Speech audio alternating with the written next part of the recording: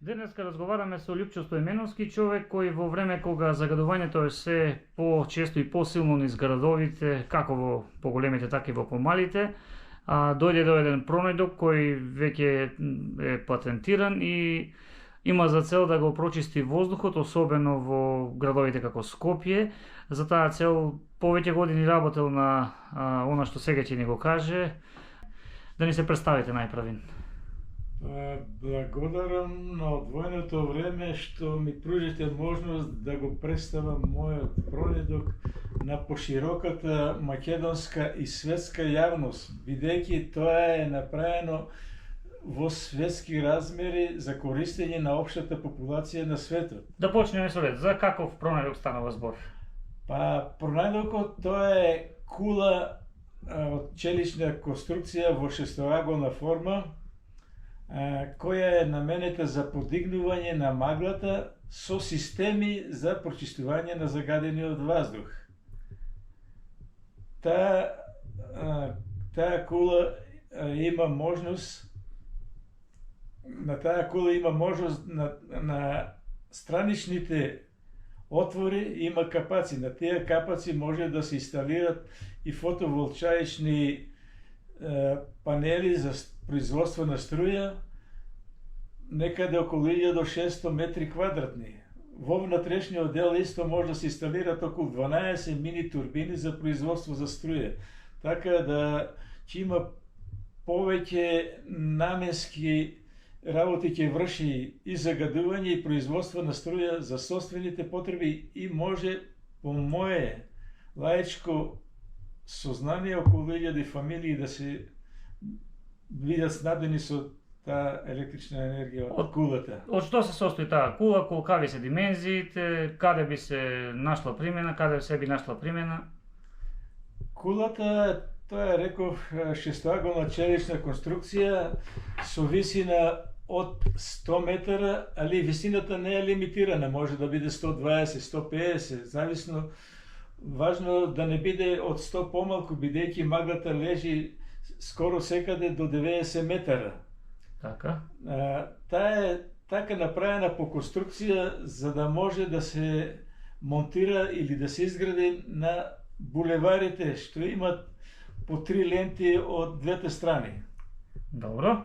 А не значи дека булеварите може секаде каде има простор да биде инсталирана, изградена. Една таква кула за колков опфат на население би користела, градови со колкава големина, например? Една кула би могла да го прочистива воздухот како нашето делчево со една кула може да се прочистува воздух, така да тоа може да направи опфат на привлекување на маглата и загадениот воздух некаде околу 1000 метара. Како дојдовте до идеја да го направите овој пронајдок, иновација би рекле, колку време се беше потребно додека да дојдете до финалното решение, кој се ви помогна? Почетната идеја ми беше 2014 година, бев ја во странство, како печалбар да речеме понашо, и кога се јавував на брат ми во Скопје, како е добри сме, вика, ама многу магла, вика, и загушиме се. И ја така, бидејќи имах слободно време тамо навечер и размислував, зар не може тоа да се најде начин да се направи нешто. И така полека јас во основа си го предвидев како може оджакот да излекува воздух, така може да се направи и некоја конструкција, со одредени машинерии внетре. И лека полека за 6 години успеав да го усовршам тој систем, таа кула, со сите доградби и надградби што се да може да функционира, да прочистува воздухот и да извлекува маглата. Таа кула исто е многу корисна за аеродромите, бидејќи ја извлекува маглата. Во светот некаде околу 20% во годината аеродромите не се користат од магла, а со таа кула непречено ќе се користат. Добро, следното прашање би ми било, што треба човек да познава општо од животот за да реши да се нафати на ваков чекор? Која е после идејата по патентирањето? Па видите, за пронајдок не требаат големи дипломи, не требаат магистарски студии, докторати. Тие дипломи требаат повеќе за вработување него за еден пронајдок. За да направиш пронајдок потребно е да имаш Основно разбирање. општо некое образование, да си доволно писмен од таа струка. Например, не повеќе од виша школа средна или малку виша, така Да имаш речеме. основно познавање, Основно барем да те влече познавање тоа. од таа материја. На мене тоа ми е струката околу машинството, плюс тоа јас по странство имах можност да видам повеќе разни машини, разни наградби, доградби за прочистување на ваздухот и така го комплетирав моето знаење за да направам таа постројка или таа кула за прочистување и подигање на маглата. Меѓутоа, од сето тоа, на крај крајева, ако Бог не ти помогне, не може ништо да се направи. Бидејќи имало е денове и месеци кога ништо не ми текнува да направи. Имало е моменти кога за еден-два дена јас направам многу работи по неа, додадам. Следен чекор, имајќи предвид дека е пронајдокот патентиран, Следен чекор мене ова ми изгледа мене како голема работа, бидејќи ќе се употребува доколку дојдете до заеднички јазик со некои луѓе кои би го искористиле за да го имплементираат во нивните средини каде има загадување, би чинел многу сигурно. Колку еден ваков патент е важно да се дојде до понатамошниот чекор, да стапите во контакт со правите луѓе за да се идејата на некој начин оствари и на некој начин вие да бидете задоволни. Да, после заштитата на пронајдокот следува да се најде инвеститор кој ќе го преземе проектот. Фактички јас тражам инвеститор кој ќе го гради да си го продадам патентот. Така е. Да ми се исплати трудо, не е само поклон за тега. Така е. Така инвеститор тешко да се најде, бидејќи тоа не е обична работа, треба многу пари. Јас покушав скоро 2 години. Тамо, вамо тражам луѓе кои би могли да помогнат нешто, меѓутоа не наидов на разбирање. Повеќе ме омаловажуваа него што сакаат да ми дадат подршки и да веруваат дека е тоа истина. Што велат? Има такви, да, секаде. Што велат? Некои суседи претпоставам дека мислат овој стариј е малку забеган, не знае што зборува. Меѓутоа, чиме патентират тамо, тоа стручни луѓе се го разгледали, проучили и увидели дека ќе ја врши таа работа за која е наменето, така да јас сум сигурен дека тоа е сигурно, толку сум спреман во тоа дури да го образложувам и на повисоко ниво, на светско ниво. Бидејќи тоа значи и ќе даде голем придимос во општото загадување и климатските промени. Така е. Друго сакам да потенцирам дека со циркулацијата на ваздухот може исто да се, кога се сменува нагоре, горниот, секој пат ваздухот со 5 степени, 5 до 8 степени поладен, така ќе се намали и топлината на земјата. Значи ќе има повеќе намени. Повеќе наменско искористување на таа кула.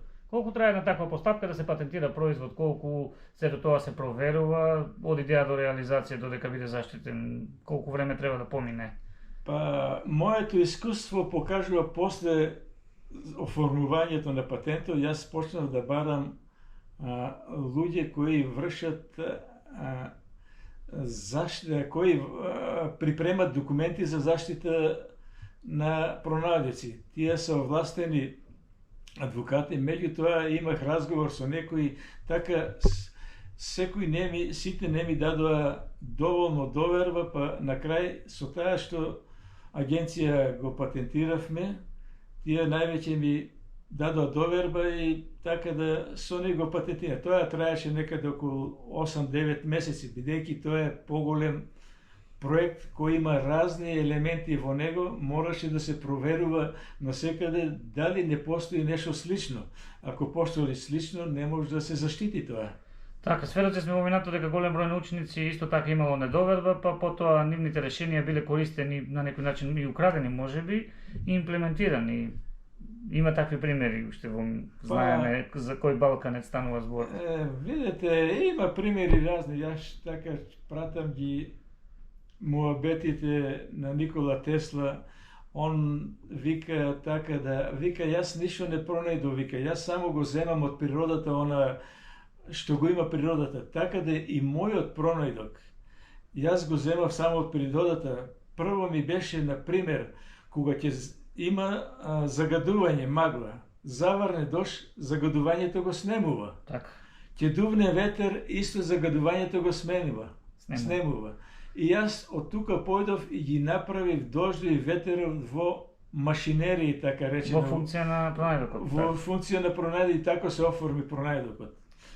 Пронајдокот кај мене е заокружено, да речеме, со материјалот што испаѓа од загадениот воздух, бидејќи тоа е на систем на вода се прочистува. Така. Има доле прочистителна станица каде се собира тоа отпад. Тоа отпад така е направено отпосле да се собере во цистерни и да се носи за производство на асфалт или бетон.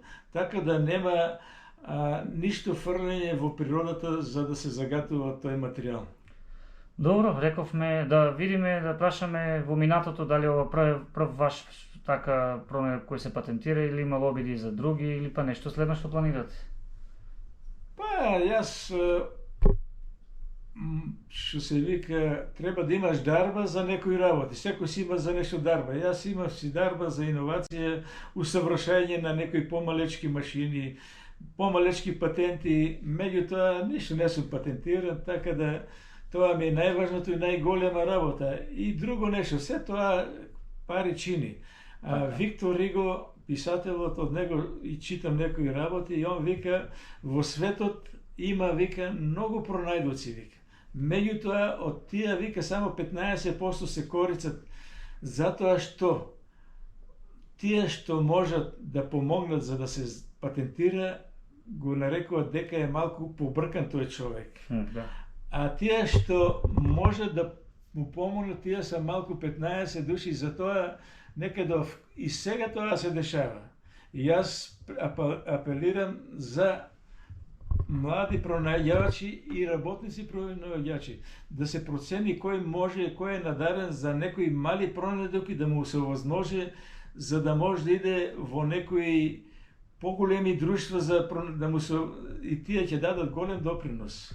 Така имаше еден пример со наши ученици кои учествуваа на некои натпревари, кај нив беше во домашни услови да се прочистува воздухот, измислија некои, мислам дека беше ќунци за оџаци кои прочистуваат и добија награда, така што младите се повеќе и повеќе влегуваат во светот на иновациите. И сведоци сме и во минатото во Делчево имало доста деца кои постигнувале успеси на надпреварите по народна техника, така што еве што ќе им порачате на тие кои еве работат на таа проблематика?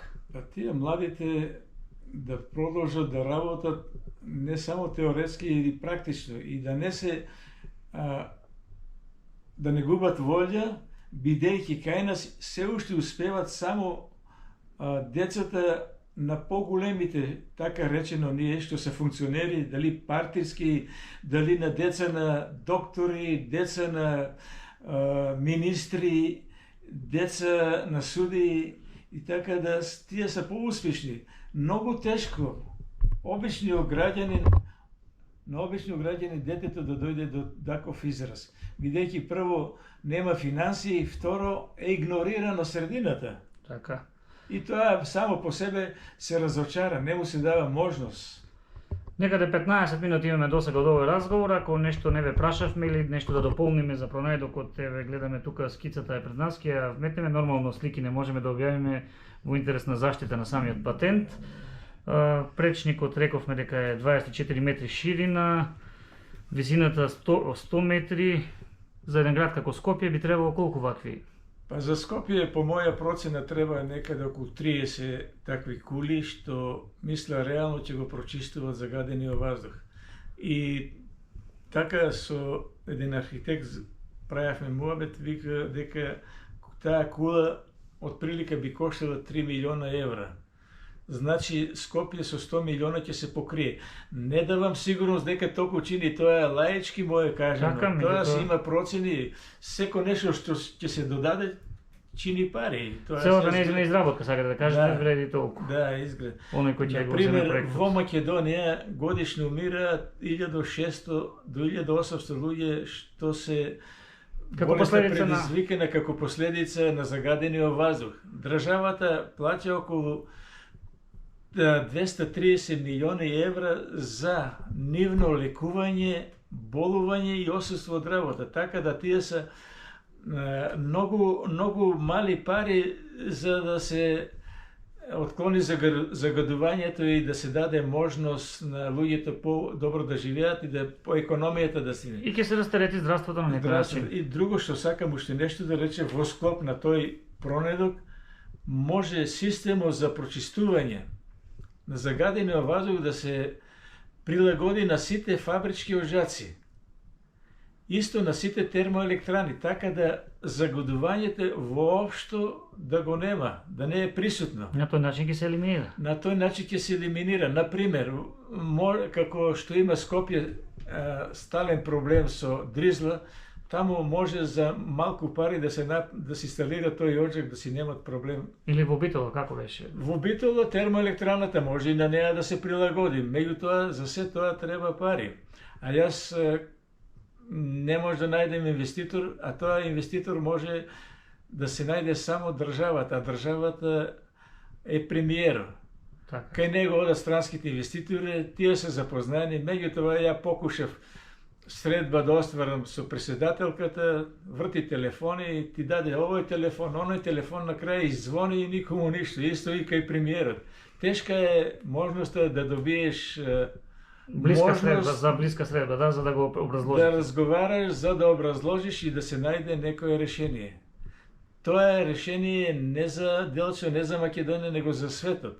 Јас ќе ви кажам дека пред 2 години Илон Макс нудеше 100 милиона долара за пронедок за прочистување на загадениот воздух.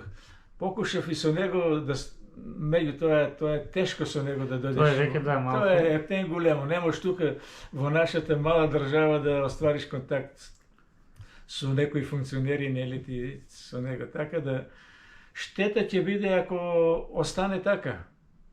Добро, да се надеваме дека ова видео ќе го погледнат прво некои луѓе кои се задолжени да ги следат ваквите пронајдоци од луѓе кои тоа умеат да го направат, па потоа и на повисоко ниво, дај Боже, да дојдете до некоја средба со навистина луѓе кои знаат за што зборуваат и знаат како тоа да се имплементира, а при тоа вашиот патент да биде платен за што и сте го размислувале.